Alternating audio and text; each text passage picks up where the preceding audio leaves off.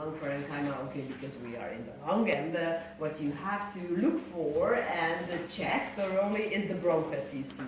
Well, of course you will recognize this. We have very nice hyaline cartilage surrounding it, see, in 3 pieces, here, here, and here.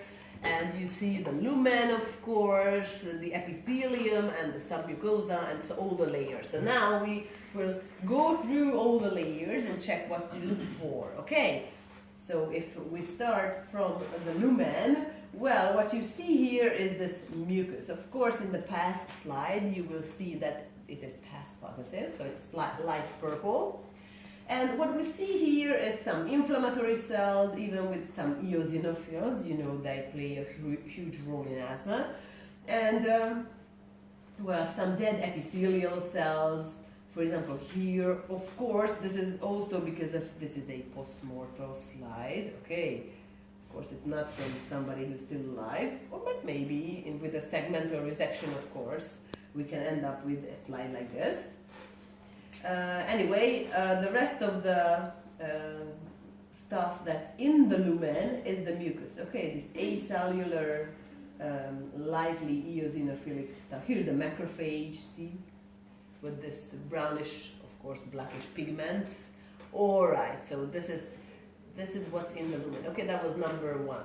Number 2, we have to check the epithelium, and you can see that we have a lot of empty looking cells, okay, in this columnar layer. Well, those are the goblet cells. Okay, there's goblet cell hyperplasia. It means that we have an elevated amount of goblet cells. They produce the mucin, of course, that goes into the lumen, and you know, patients with asthma can cough up a lot. Okay, so this is the epithelium. Otherwise, there is no metaplasia here, no dysplasia present. Okay, it is just a goblet cell hyperplasia, and that's it. Okay, so this is what we see in the epithelium. Well, that was number 2. Okay, number 3 is the basement membrane. Don't forget, we are moving from the lumen towards the wall, layers of the wall. So, as you can see, it's so obvious here, but with the past stain it's even more obvious, that we see this thickened sub-basement membrane. Okay, it is, of course, the basement membrane is thicker. Usually it is just a thin line.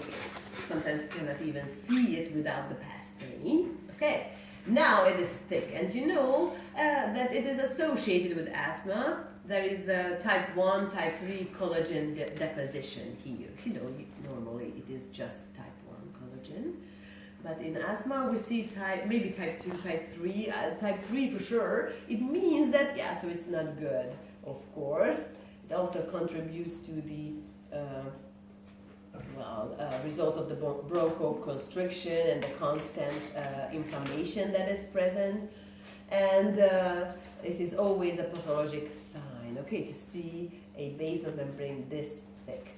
Alright, so that was number 3. So the mucus, the goblet cells, the basement membrane, and the number 4 is the submucosal inflammatory cell infiltrate. Okay, you see that this area here is not empty, so there is quite a crowd here. Well, we see that there are lymphocytes, some macrophages, some neutrophils, and these very cute and very, very pink eosinophils. Okay, for example, here, here, here. So we see quite a lot of eosinophils. Okay, for example, here we have a few. Or there's one, there's one. Okay, so there's a inflammatory cell infiltrate just right under this thick basement membrane. Okay, that was number 4. And there is 2 more. Number 5 is the smooth muscle.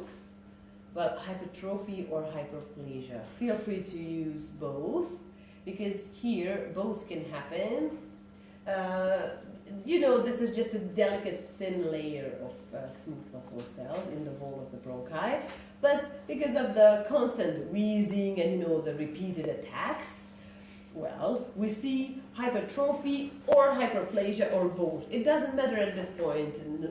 What you have to remember that, yeah, this smooth muscle layer is way thicker than in a normal bronchus. Okay, see over there, it's so marked. I mean, you can obviously recognize these bundles of smooth muscle. Okay, inside the wall of the asthmatic patient. And yes, we reach the cartilage. But if I move, okay, I will zoom out to show you that you can see a lot of mucinous glands here, for example, even here, here. Okay, just like in chronic bronchitis. Okay, this morning I attended the lectures. Yeah, I know you guys were not there. I mean, Bila, you were there, right? Yeah. I saw you. I recognized you from the, I'm so proud of myself. Anyway, I just wanted to see what's going on. I haven't seen the other guy. I mean, sorry if you guys were there, I didn't see you. But, yeah, I think there were 6 students and somebody left, so 5. And yeah, I just wanted to see what Gabor is saying about emphysema, because, but I think the lecture, I mean, the slides were perfect. Okay, of course you haven't heard him, but the slides are pretty good. So anyway, why I said this? Yeah, because he was talking about chronic bronchitis, and he mentioned the Reed index, and that it means that we see a thicker layer of mucinous glands. Well, they are here in asthma as well. See, it is all mucus here in these huge glands, enlarged here as well. All right, they are very, very nice dark purple in the past slide. I will show that to you. Okay, so this is number 6. So the mucus, the goblet cell hyperplasia in the columnar epithelium, the thickened basement membrane, the inflammatory cells in the submucosa, all right, let's say that. Right under the basement membrane, we see smooth muscle hypertrophy and hyperplasia, and we see a glandular hyperplasia as well, okay, especially the mucinous part. And of course, you still see scattered, you know, the T helper cells play a big role here. So lymphocytes, eosinophils, like randomly in the wall. Okay, so the inflammatory cells are not just in the submucosa, but even